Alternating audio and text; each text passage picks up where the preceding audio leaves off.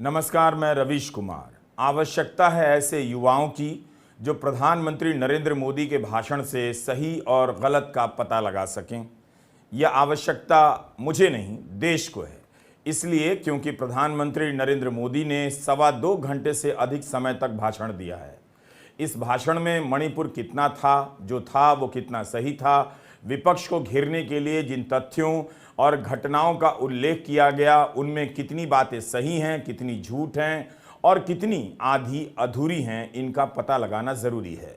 15 अगस्त के भाषण के बाद भी आप देखेंगे कि इसी तरह तथ्यों की जांच होने लग जाती है, पहले भी हुई है और कई बार गंभीर गलतियां पकड़ी जाती हैं।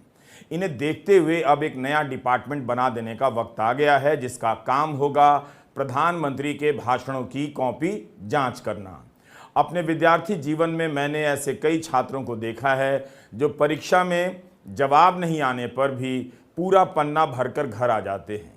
अंग्रेजी अखबार टेलीग्राफ ने प्रधानमंत्री के भाषण के अगले दिन जिस तरह से खबर बनाई है, उसे पत्रकारिता की कक्षा में पढ़ाया जाना चाहिए। छात्रों को बहस करनी चाहिए कि प्रधानमंत्री के भाषण में सवाल का जवाब था या नहीं, या जवाब के नाम पर पूरा पन्ना भर दिया गया था, जिसे टेलीग्राफ ने ब्ला ब्ला ब्ला से संबोधित किया है, जिसके लिए हिंदी में सही भाषण का केंद्रीय भाव क्या था, क्यों वे कभी 60 के दशक में चले जाते हैं तो कभी 80 के दशक में, अपने कार्यकाल के दशक में नहीं जाते हैं कि उनके रहते मणिपुर की हालत क्यों खराब हुई। क्या यही कारण है कि टेलीग्राफ को समझ नहीं आया? कहीं ऐसा तो नहीं कि बाकी संपादकों को भी वही समझ में आया जो टेलीग्राफ को आया, मगर वे टेलीग्राफ की तरह कहने की स्थिति में नहीं हैं। नौकरी खतरे में ना पड़ जाए, इसलिए प्रधानमंत्री के भाषण के गुण गाओ और अपनी अपनी नौकरी बचाओ। टेलीग्राफ ने जिस तरह से पहली खबर बनाई है, उससे साफ है कि यह कहने का प्रयास किया गया है कि प्रधानमंत्री ने इतनी देर तक बोला है, सब बोला है, लेकिन क्या बोला, इसलिए ब्ला ब्ला ब्ला से पन्ना भर दिया है। तो आप पाठकों को भी इस तरह के भाषण पर ऐसी ही कॉपी पढ़ने को मिलेगी। आप ही तय कीजिए कि टेलीग्राफ की यह कॉपी प्रधानमंत्री के भाषण का प्रतिबिंब है, रिफ्लेक्शन है या कैरिकेचर है। हम आज के वीडियो में प्रधानमंत्री के भाषण का विश्लेषण करेंगे। 10 अगस्त को मुंबई में होने के कारण नहीं कर सका था और अब दिल्ली लौट आया हूं। जब राहुल गांधी का भाषण हो रहा था, तब उसके बाद स्मृति ईरानी आई और उन्होंने कहा कि भारत माता की हत्या की बात हो रही थी। कांग्रेस के नेता हंस रहे थे, तालियां बजा रहे थे। आज राहुल गांधी ने प्रेस कॉन्फ्रेंस की है और कहा कि प्रधानमंत्री का भाषण सुनकर नहीं लगा कि भारत के प्रधानमंत्री बोल रहे हैं। वे हंस रहे थे और मजाक उड़ा रहे थे। कल प्रधानमंत्री जी ने पार्लियामेंट में 2 घंटे 13 मिनट भाषण किया। उसमें अंत में 2 मिनट उन्होंने मणिपुर की बात की। मणिपुर में महीनों से आग लगी हुई है, लोग मारे जा रहे हैं, बलात्कार हो रहा है, बच्चों को मारा जा रहा है। और अगर आपने देखा होगा कल, तो प्रधानमंत्री हंस हंस के बोल रहे थे, मुस्कुरा रहे थे, जोक्स क्रैक कर रहे थे, हंस रहे थे। ये उनको शोभा नहीं देता है। हिंदुस्तान का प्रधानमंत्री, अगर इस देश में हिंसा हो रही है, दर्द हो रहा है, हिंदुस्तान के प्रधानमंत्री को 2 घंटे मजाक नहीं उड़ाना चाहिए। विषय कांग्रेस नहीं था, विषय मैं नहीं था, विषय मणिपुर है। मणिपुर में क्या हो रहा है और उसको एकदम क्यों नहीं रोका जा रहा है, ये विषय है। मैं आपको अपना एक्सपीरियंस देता हूं, जो मैंने शायद अभी तक बोला नहीं, शायद पहले बोल देना था। मैं अब तकरीबन 19 साल से राजनीति में हूं और मैं हर स्टेट में गया हूं। बाढ़ आए, तूफान आए, सुनामी आई थी, हिंसा होती है, हम जाते हैं। 19 साल के एक्सपीरियंस में जो मैंने मणिपुर में देखा और सुना, वो मैंने कभी पहले नहीं सुना था। मैंने पार्लियामेंट में बोला कि प्रधानमंत्री जी ने, अमित शाह जी ने भारत माता की हत्या की है, मणिपुर में भारत को खत्म कर दिया है। मैंने ऐसे नहीं बोला था, ये खोखले शब्द नहीं है। अब आप सोचिए, प्रधानमंत्री नरेंद्र मोदी अपने हर भाषण में क्यों याद दिलाते हैं कि कांग्रेस के दौर में विपक्ष की सरकारें गिराई गई? यह क्यों नहीं बताते कि उनके 10 साल में यह सब बंद कर दिया गया है? उनके समय में वही सब क्यों चल रहा है जो पहले चला करता था? आप पूछिए। आप सभी दर्शकों की आंखों के सामने इस 10 साल में विपक्ष की कितनी सरकारें गिरा दी गई हैं। राष्ट्रपति शासन लगा दिया गया, जिसे सुप्रीम कोर्ट ने अवैध कहा। चुनी हुई सरकारें गिरा दी गई, दल बदल कराया गया। इसके बाद भी प्रधानमंत्री नरेंद्र मोदी कांग्रेस के दौर की याद दिलाते हैं कि उस समय सरकारों को गिराया जाता था। आप जब हिंदी के अखबार पढ़ेंगे तो प्रधानमंत्री के बयान की यह लाइन जहां जहां छपी होगी, वहां वहां यह तथ्य नहीं दिया जाएगा कि 9 साल में बीजेपी ने 9 बार सरकारें गिराई हैं। यह तथ्य लोकसभा में सुप्रिया सुले ने दिया था। वैसे आप महाराष्ट्र, मध्य प्रदेश, अरुणाचल प्रदेश, उत्तराखंड और कर्नाटक में सरकार गिराने के खेल को ही याद कर लीजिए, इतना काफ़ी है।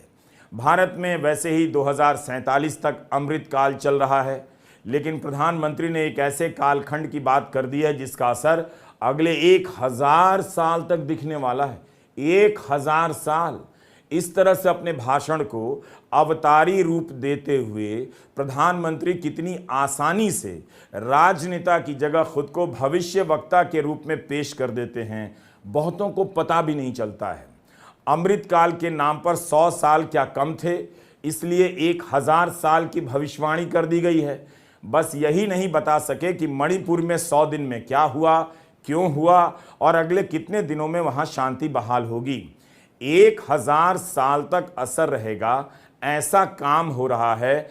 ऐसे पत्रकारों की कमी नहीं जो प्रधानमंत्री की जुबान से यह बात सुनकर उन्हें जल्दी ही महापुरुष की जगह दिव्य पुरुष या अलौकिक पुरुष लिखने लग जाएंगे। और मैं इन शब्दों को भी बड़े विश्वास से कहना चाहता हूं, ये कालखंड जो घड़ेगा उसका प्रभाव इस देश पर आने वाले 1000 साल तक रहने वाला है। 140 करोड़ देशवासियों का पुरुषार्थ इस कालखंड में अपने पराक्रम से, अपने पुरुषार्थ से, अपनी शक्ति से, अपने सामर्थ्य से जो करेगा, वो आने वाले 1000 साल की मजबूत नींव रखने वाला है। और इसलिए इस कालखंड में हम सबका बहुत बड़ा दायित्व है, बहुत बड़ी जिम्मेवारी है। और ऐसे समय हम सबका एक ही फोकस होना चाहिए, देश का विकास, देश के लोगों के सपनों को पूरा करने का संकल्प, और उस संकल्प को सिद्धि तक ले जाने के लिए जी जान से जुट जाना, यही समय की मांग है। आर्टिफिशियल टेक्नोलॉजी के दौर में कहना बहुत मुश्किल है कि दुनिया कितनी तेजी से बदलने जा रही है। आज जिन चीज़ों पर हमने निवेश किया है, कल वो चीज़ें कितनी तेजी से बेकार हो जाएंगी। दुनिया यह सब जानने में लगी है।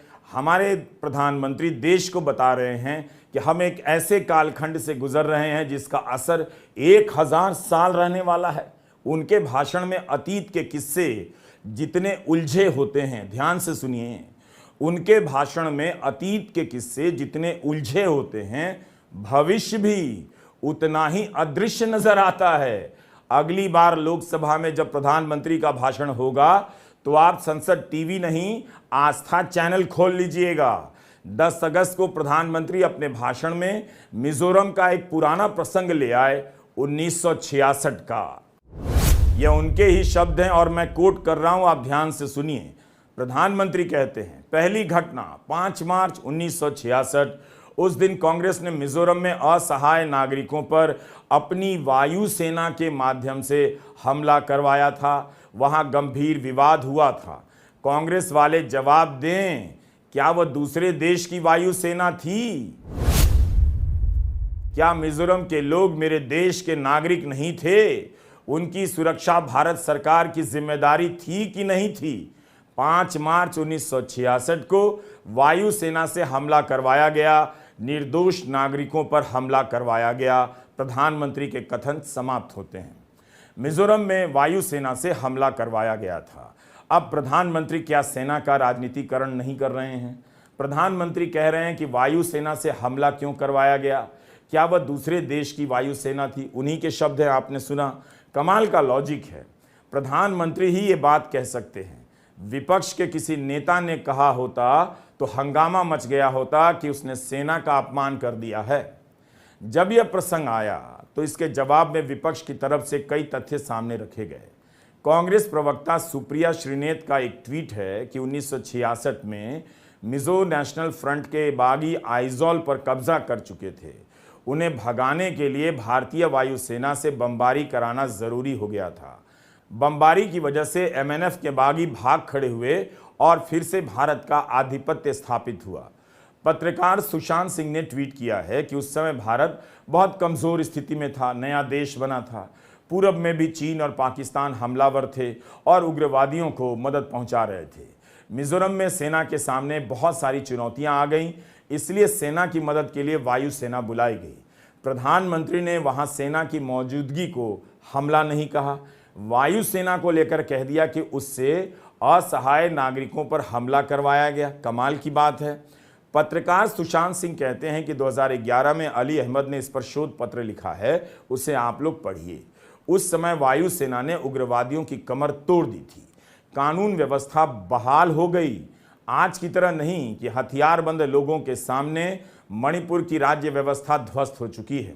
वायुसेना के पूर्व एयर मार्शल SV सायुर का ट्वीट आया है जो मैं आपके सामने रखना चाहता हूं। वे कहते हैं कि प्रधानमंत्री ने हमारा जिक्र किया है मिजोरम में वायुसेना के इस्तेमाल का। हाँ, हमने हस्तक्षेप किया था। हमने 1967 से 73 के बीच हर दिन 40 से 45 उड़ानें भरी हैं। हमने गिराए हैं, मगर दिल थाम कर सुनिए, हमने नागरिकों के लिए चावल, दाल, चीनी गिराए हैं। सेना के लिए रम के क्रेट, चिकन और रसद गिराए हैं। डकोटा एयरक्राफ्ट से सेना के लिए दवाएं, क्विनाइन टैबलेट, डालडा वगैरह गिराए गए। क्या प्रधानमंत्री सेना को राजनीति में नहीं घसीट रहे हैं? उस पर गंभीर आरोप नहीं लगा रहे हैं कि वो अपनी जनता पर हमला करती है? ये हालत है प्रधानमंत्री के बयान की। भाषण देते वक्त तो देश आंखें फाड़ फाड़ कर सुन रहा होगा। वाह, कहां से तथ्य निकालकर विपक्ष को जवाब दे रहे हैं, घेर लिए हैं। मगर अब पता चल रहा है कि प्रधानमंत्री तथ्यों को किस तरह तोड़ मरोड़ कर पेश करते हैं। प्रधानमंत्री कहते हैं कि वायुसेना से जनता पर हमला करवाया गया और उस समय के बारे में 2003-04 में वायुसेना प्रमुख रह चुके एयर मार्शल कहते हैं कि मिजोरम में वायुसेना ने दवा से लेकर दालें तक गिराई। लेकिन इसका मणिपुर से क्या ताल्लुक था? मणिपुर में क्यों दो समुदाय के लोग आमने सामने हो गए हैं, बंदूकें लेकर एक दूसरे को मार रहे हैं? क्या आपको इस बात से जवाब मिल जाता है कि मार्च 1966 में मिजोरम में वायुसेना से हमला करवाया गया? जब हम मणिपुर पहुंचे,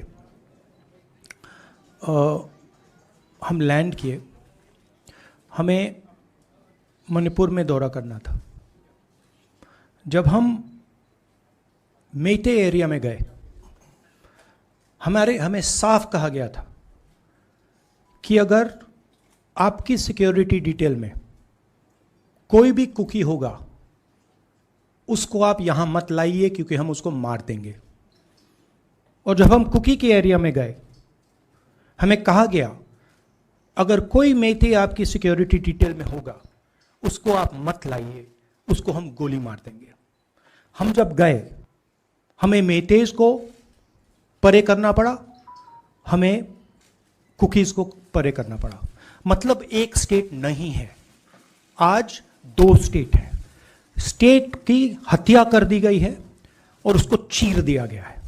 इसलिए मैंने बोला हिंदुस्तान की हत्या मणिपुर में बीजेपी ने कर दी है।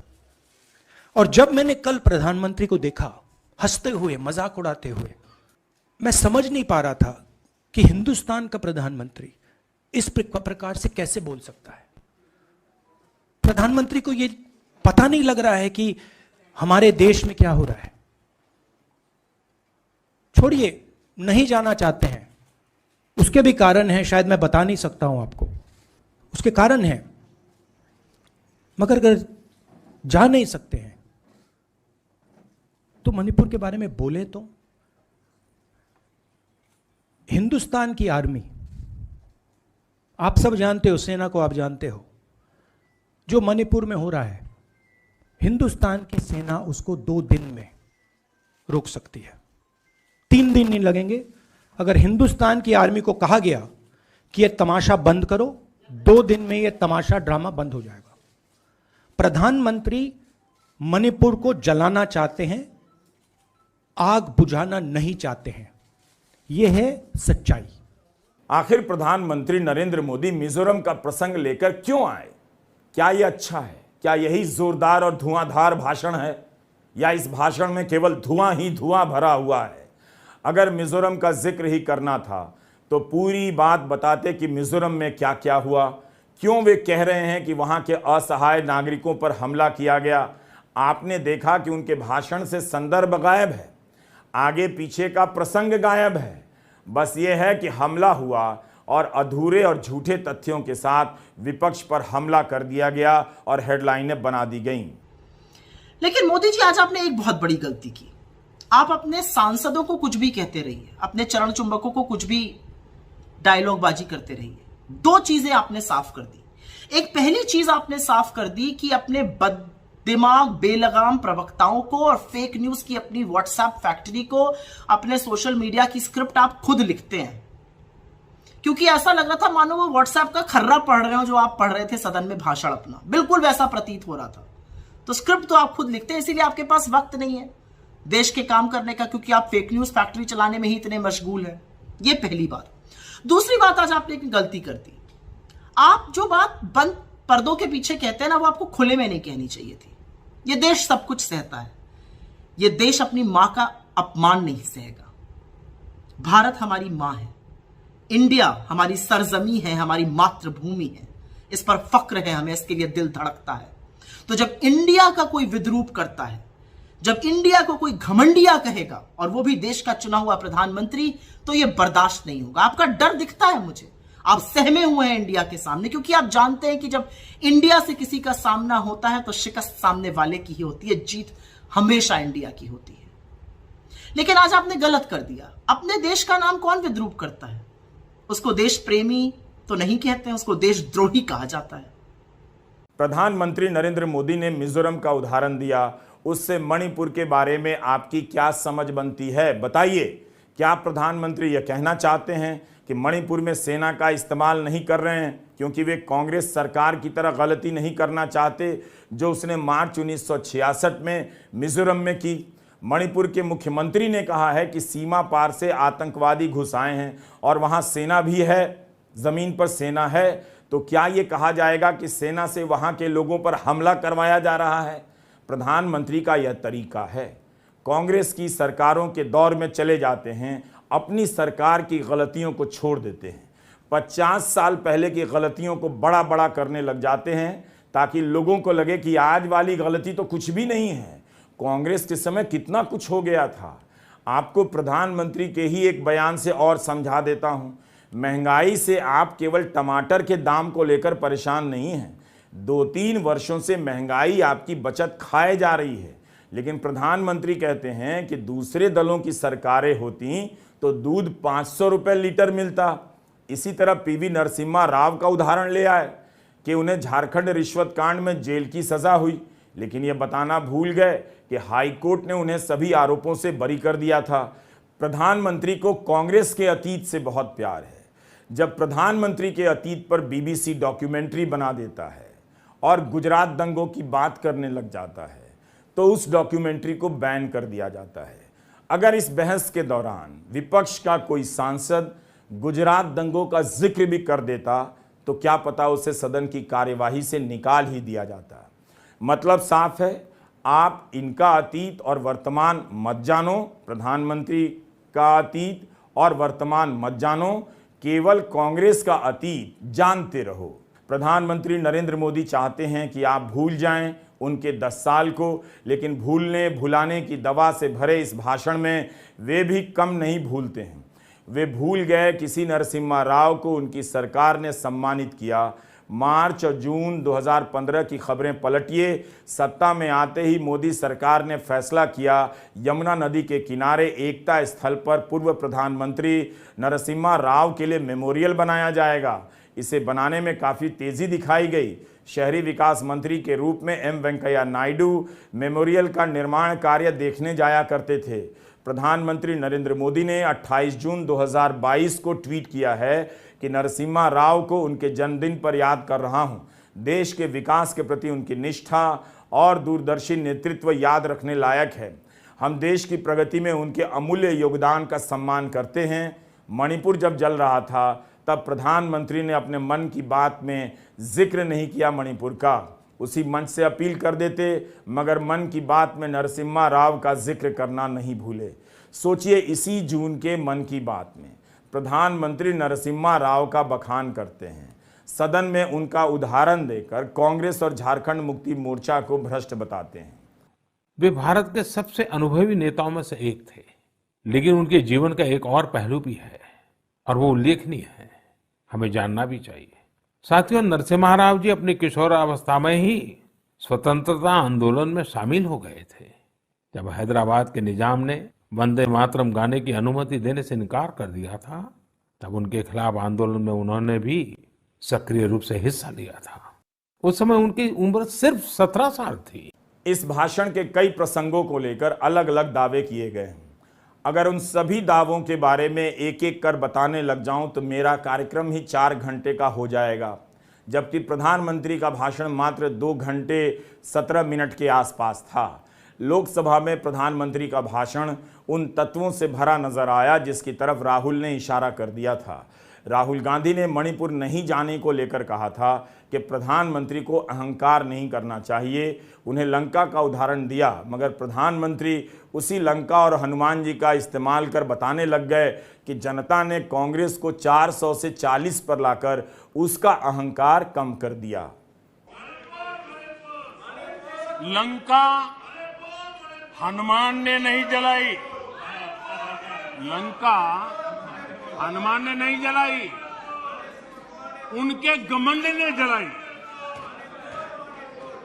और ये बिल्कुल सच है। आप देखिए, जनता जनार्दन भी भगवान राम के रूप की है, जनता जनार्दन भी भगवान राम के रूप की है, और इसलिए 400 से 40 हो गए। हनुमान ने लंका नहीं जलाई, घमंड ने जलाई, और इसलिए 440 हो गए, 400 से 40 हो गए। रावण 2 लोगों की सुनता था, रावण 2 लोगों की सुनता था, मेघनाथ और कुंभकर्ण। वैसे ही नरेंद्र मोदी 2 लोगों की सुनते हैं, अमित शाह और अडानी। भाई और बहनों, लंका को हनुमान ने नहीं जलाया था, लंका को रावण के अहंकार ने जलाया था। प्लीज माननीय सदस्य, आप संयमित बोले। आप ये सदन है, आप तरीके से बोलिए। माननीय राम ने रावण को नहीं मारा था, रावण के अहंकार ने रावण को मारा था।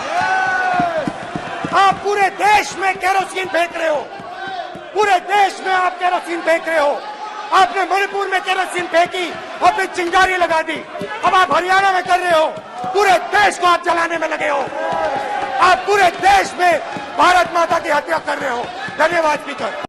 शायद इन्हीं सब वजहों से प्रधानमंत्री 90 मिनट तक तमाम मुद्दों पर भटकते रहे और मणिपुर के लिए कम समय मिला। जब उन्होंने मणिपुर पर बोला तो कुछ खास नहीं बोला। आप खुद जाकर उनके भाषण का वो हिस्सा सुन सकते हैं। विपक्ष को जब दमदार भाषणों से ललकार ही रहे थे तो कम से कम मणिपुर पर भी दमदार तरीके से ललकार देते, लेकिन बहुत ढूंढने पर थोड़ा सा हिस्सा मिलता है और उसमें भी कुछ नहीं मिलता है। मैं देश के सभी नागरिकों को आश्वस्त करना चाहता हूं कि जिस प्रकार से प्रयास चल रहे हैं, निकट भविष्य में शांति का सूरज जरूर उगेगा। मणिपुर फिर एक बार नए आत्मविश्वास के साथ आगे बढ़ेगा। मैं मणिपुर के लोगों से भी आग्रहपूर्वक कहना चाहता हूं,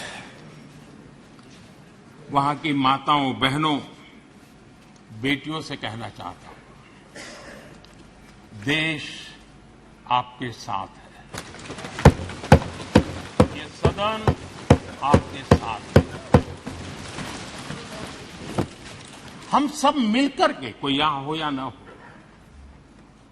हम सब मिलकर के इस चुनौती का समाधान निकालेंगे। वहां फिर से शांति की स्थापना होगी। मैं मणिपुर के लोगों को विश्वास दिलाता हूं कि मणिपुर फिर विकास की राह पर तेज गति से आगे बढ़े, उसमें कोई प्रयासों में कोई कसर नहीं रहेगी। वैसे आप खुद भी मणिपुर पर प्रधानमंत्री का भाषण सुनिए और फैसला कीजिए। जब 100 मिनट तक मणिपुर का जिक्र ही नहीं आया तो विपक्ष के सांसद सदन से बाहर चले गए।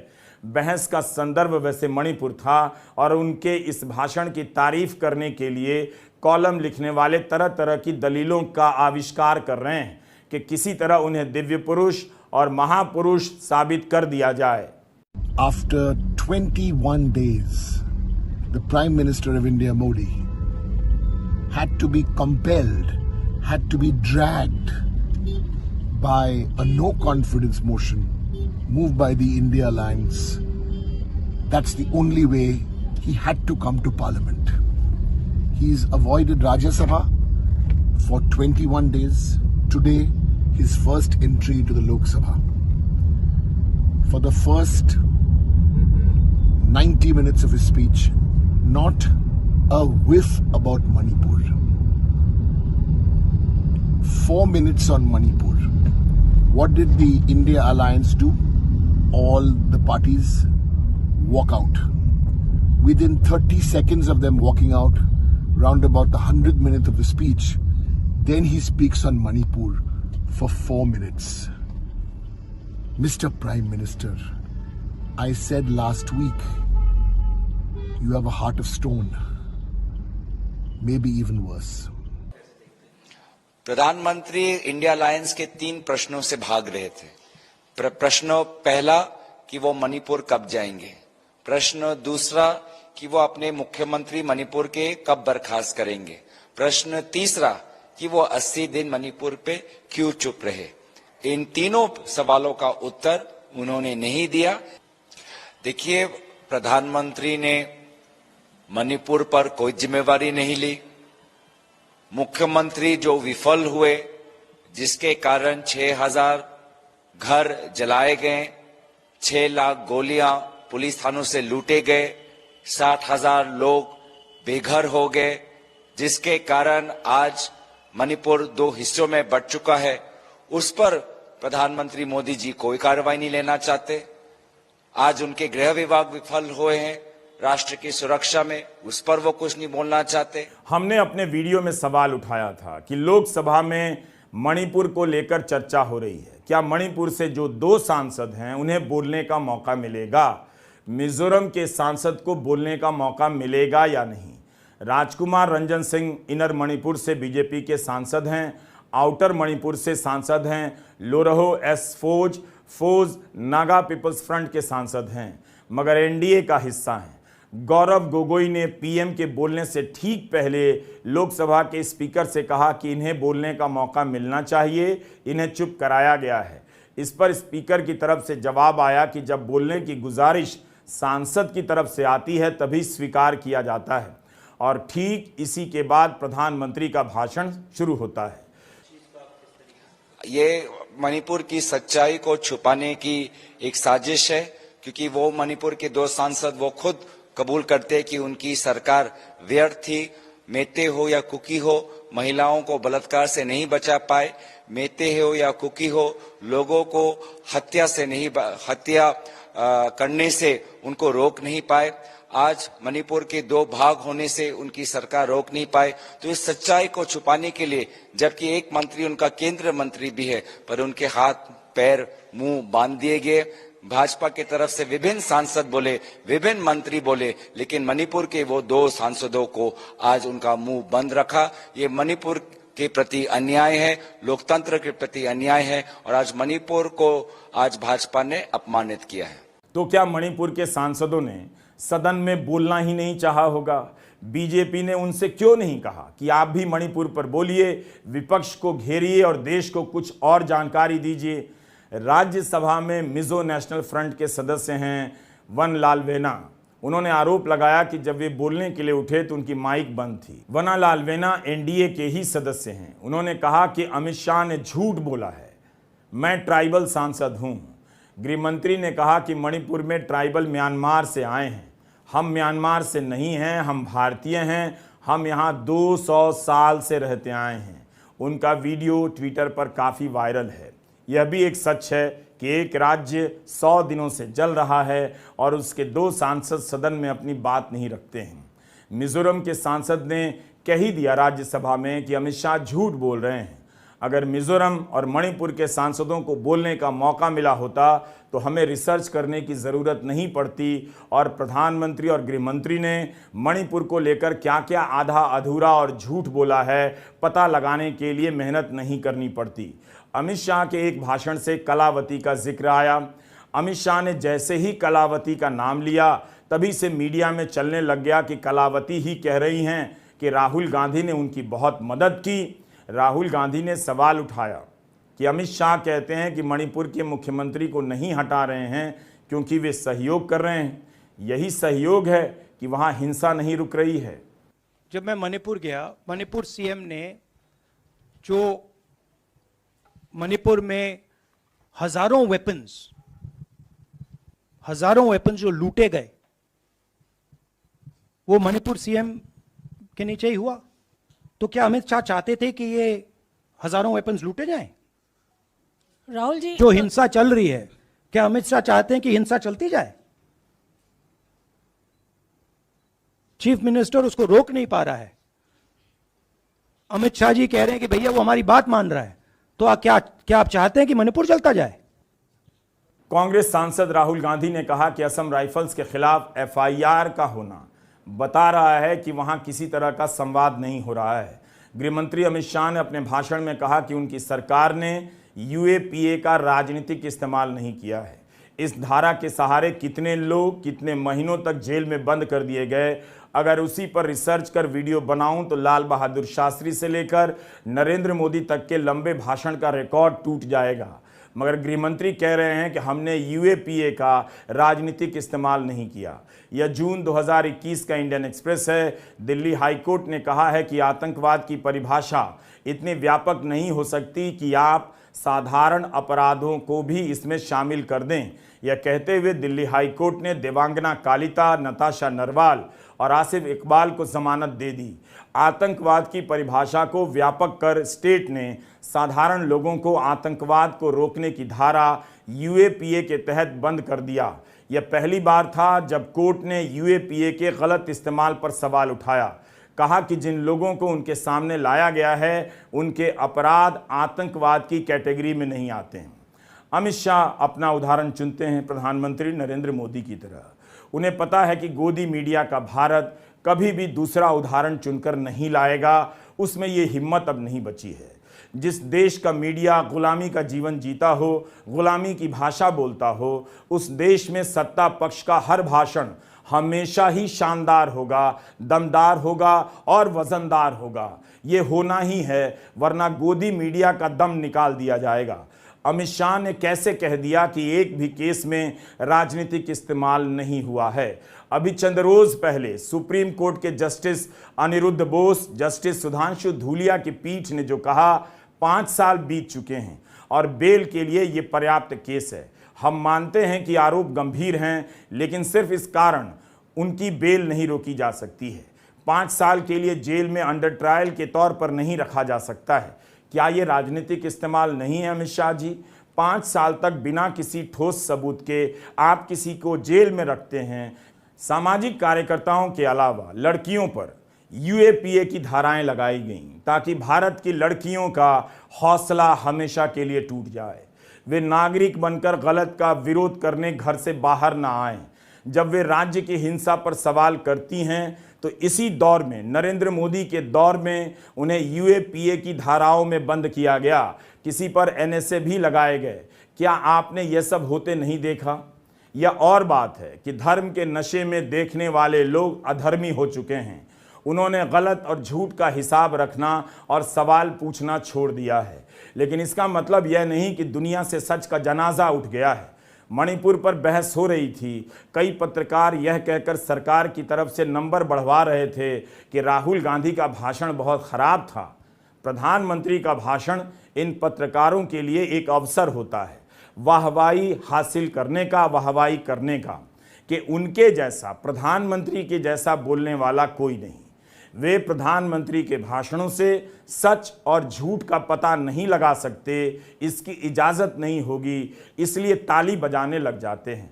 प्रधानमंत्री के भाषण से इतनी बड़ी गलती निकल जाए, सेना पर खुद ही सवाल करने लग जाएं, इस तरह से राजनीति करने लग जाएं और पत्रकार चुप रह जाएं। आप खुद सोचिए, राहुल गांधी का भाषण क्यों अच्छा होना था, क्यों होना चाहिए था? क्या यह उनका इम्तहान था? भाषण तो अच्छा और सच्चा प्रधानमंत्री का होना चाहिए था। आप खुद तय करें कि क्या प्रधानमंत्री के भाषण में ये दोनों ही तत्व थे। नमस्कार, मैं रवीश कुमार।